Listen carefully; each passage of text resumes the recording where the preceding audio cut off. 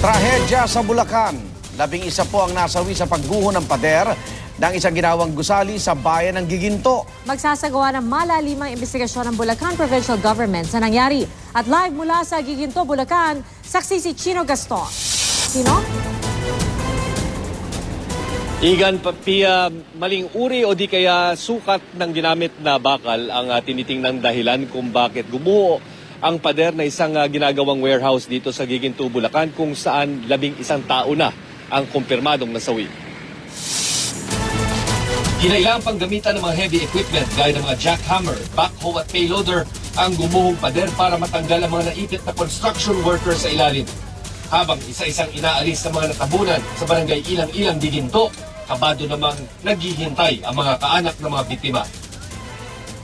Hindi bababa sa 15 ang natabunan ng pader na bahagi ng ginagawa nilang gusali.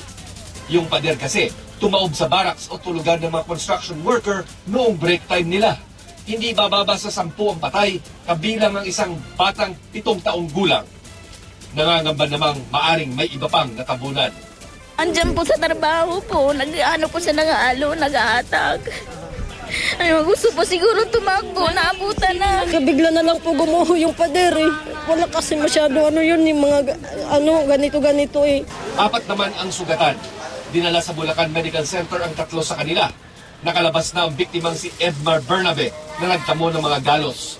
Si Marlon Andaya nasa ospital pa. Inilipat naman sa Jose Reyes Memorial Medical Center sa Maynila si Junie Gahela matapos umihiraw ng dugo. Ayon kay Governor Wilhelmino Alvarado, maliliit umano ang mga bakal sa construction ng pader kumpara sa dami ng sementong ginamit sa pagtayo ng gusali. Pero magsasagawa pa rin daw ng mas malalim na investigasyon ang Bulacan Provincial Government na pag-alamang isang Dante Chua ang may-ari ng ginagawang warehouse. Maglalabas din ang pondo ang provincial government para sa mga biktima. If there are violations, may mananagot dito. But i-establish muna natin yan.